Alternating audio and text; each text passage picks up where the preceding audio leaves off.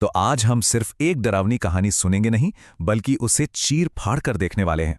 हम ये समझेंगे कि आखिर डर और रहस्य का माहौल बनाया कैसे जाता है। एक मॉडर्न भूत की कहानी के हर एक हिस्से को हम परत दर परत खोल कर देखेंगे। तो सवाल ये है कि एक परफेक्ट, एक असरदार भूत की कहानी बनती कैसे है, उसमें क्या क्या मसाले डाले जाते हैं। चलिए इसी सवाल का जवाब ढूंढने के लिए एक बहुत ही दिल दहला देने वाली हिंदी कहानी का इस्तेमाल करते हैं और समझते हैं कि डर पैदा करने की ये कला आखिर है क्या। कहानी शुरू होती है और शुरू होते ही एक अजीब सा खौफ महसूस होने लगता है। सोचिए, एक शादी का जश्न है, लेकिन वो माहौल जश्न जैसा लग ही नहीं रहा। ऐसा लग रहा है जैसे सब लोग मिलकर किसी अनदेखे अनजाने खतरे से बचने की कोई तैयारी कर रहे हों। आखिर ऐसा क्या है जिससे ये लोग इतना डर रहे हैं? यहीं पर कहानी का लेखक डर की पहली ईंट रखता है। और फिर कहानी में सास का एक डायलॉग आता है जो पूरे माहौल को सेट कर देता है। ये सिर्फ एक चेतावनी नहीं है, ये कहानी कहने की एक बहुत ही चालाक तकनीक है। ये आने वाले खतरे का एक इशारा है। इससे हमें पता चलता है कि दांव पर क्या लगा हुआ है और इस गांव की परंपराओं में कितना गहरा डर बसा हुआ है। और यही कहानी अपना पहला बड़ा ट्विस्ट लेती है। नई दुल्हन प्रेरणा को गांव के दरवाजे पर जाकर अपने पितरों को खुश करना है। और जानते हैं, ये रस्म खुशी के लिए नहीं है, ये जिंदा रहने के लिए है। बस यही एक बात हमें बता देती है कि यहां कुछ बहुत बहुत गलत होने वाला है। अब आता है कहानी का वो मोड़ जिसे कहते हैं पॉइंट ऑफ नो रिटर्न। वो मोड़ जहां से वापसी का कोई रास्ता नहीं बचता। वो अलौकिक शक्ति, वो सुपरनैचुरल ताकत अब अपना पहला कदम उठाती है और यहीं से असली खौफ की शुरुआत होती है। कहानी का विलन सामने आता है, लेकिन उसका कोई चेहरा नहीं है। वो बस एक परछाई है, एक सिलुएट। और यही बात उसे और भी ज्यादा डरावना बना देती है। और यही साया उस घटना को अंजाम देता है जो सब कुछ बदल कर रख देगी। और वो हो जाता है जिसका डर था। वो पवित्र दिया बुझ जाता है। ये सिर्फ एक दिए का बुझना नहीं है, ये वो अनर्थ है जिसके बारे में सास ने चेतावनी दी थी। ये बुझता हुआ दिया सिर्फ अंधेरा नहीं ला रहा, ये उस बुरी आत्मा के लिए एक दरवाजा खोल रहा है। और जैसे ही दिया बुझता है, दुल्हन प्रेरणा के अंदर एक भयानक, एक खौफनाक बदलाव आता है। उसकी आंखें एकदम खून की तरह लाल हो जाती हैं। उन आंखों में अब कोई इंसानियत नहीं है, सिर्फ खून की प्यास है। ये सीन चिल्ला चिल्ला कर बता रहा है कि प्रेरणा अब प्रेरणा नहीं रही, उसके जिस्म पर किसी और का कब्जा हो चुका है। तो अब परिवार पलटवार करने की कोशिश करता है। वो इस शक्ति से लड़ने के लिए हर मुमकिन कोशिश करते हैं।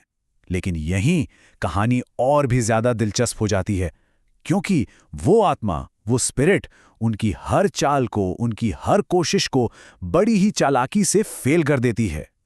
जरा इस कंपैरिजन को देखिए। एक तरफ है परिवार की कोशिशें, वो पंडित को बुलाकर बंधन करवाना चाहते हैं, पवित्र सिंदूर लेकर आते हैं, रक्षा के लिए स्वास्तिक बनाते हैं। और दूसरी तरफ है आत्मा का जवाब। पंडित जी शहर से बाहर हैं, पवित्र सिंदूर को चुपके से बदल दिया गया है और स्वास्तिक बेअसर है। यह हमें बताता है कि आत्मा सिर्फ ताकतवर नहीं है, वो बहुत ज्यादा इंटेलिजेंट है। वो हमेशा परिवार से एक कदम आगे है।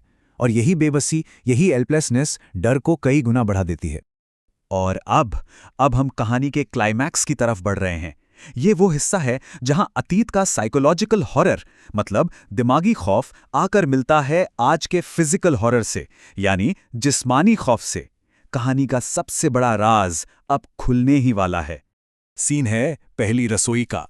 प्रेरणा, जो अब प्रेरणा नहीं है, हलवा बना रही है। तभी एक खून से सना हाथ फ्रेम में आता है और हलवे में खून टपका देता है। और प्रेरणा के चेहरे पर अब एक भूतिया डरावनी मुस्कान है। देखिए, राइटर ने कैसे एक बहुत ही सामान्य घरेलू चीज को डर का सिंबल बना दिया।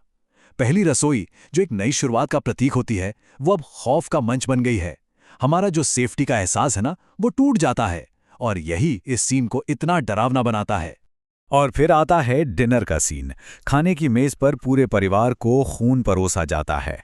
ये वो पल है जहां डर अपनी सारी हदें पार कर देता है। ये उस आखिरी हिंसक और खूनी टकराव की शुरुआत है। और तभी वो आत्मा अपना नाम बताती है, गंगा।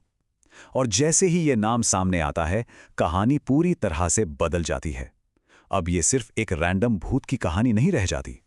ये एक बदले की कहानी है, एक दुखद अतीत की कहानी है। लेकिन सवाल यह है कि गंगा कौन थी और उसके साथ ऐसा क्या हुआ था कि उसका गुस्सा आज तक शांत नहीं हुआ। अब जो खुलासा होता है वो दिल दहला देने वाला है। कहानी ये थी कि गंगा, जो एक नौकरानी की बेटी थी, उसे घर के बेटे समीर से प्यार हो गया। वो प्रेग्नेंट हो गई। बदनामी के डर से परिवार ने समीर की शादी उससे करवा तो दी, लेकिन सिर्फ उसे चुप कराने के लिए। और जब वो 8 महीने की प्रेग्नेंट थी, परिवार को लगा कि अब खतरा टल गया है। सास ने उसे सीढ़ियों से धक्का दिया और पूरे परिवार ने मिलकर बेरहमी से उसे मार डाला। तो गंगा कोई बुरी आत्मा नहीं थी, वो धोखे और क्रूरता का शिकार थी। और यहीं पर हमारा जो डर था ना, वो अब उस परिवार के लिए नफरत में बदल जाता है। तो अब कहानी की आखिरी पहेली का टुकड़ा अपनी जगह पर आने वाला है। हमें ये तो पता चल गया कि बदला क्यों लिया जा रहा है, लेकिन अब ये पता चलेगा कि इस पूरे सुपरनैचुरल बदले की प्लानिंग आखिर की किसने थी।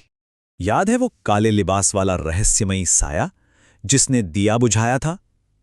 वो कोई और नहीं बल्कि गंगा की मां थी। उसने परिवार को अपनी बेटी के मर्डर का सच कबूल करते हुए सुन लिया था और अपनी बेटी को इंसाफ दिलाने के लिए उसने काला जादू सीखा। तो ये पूरा प्लान एक माँ का था। स्टेप 1, बेटी की आत्मा से बात करने के लिए काला जादू सीखना। स्टेप 2, शादी की रात उस पवित्र दिए को बुझाना। स्टेप 3, अपनी बेटी की आत्मा को नई दुल्हन के शरीर में घुसने का मौका देना।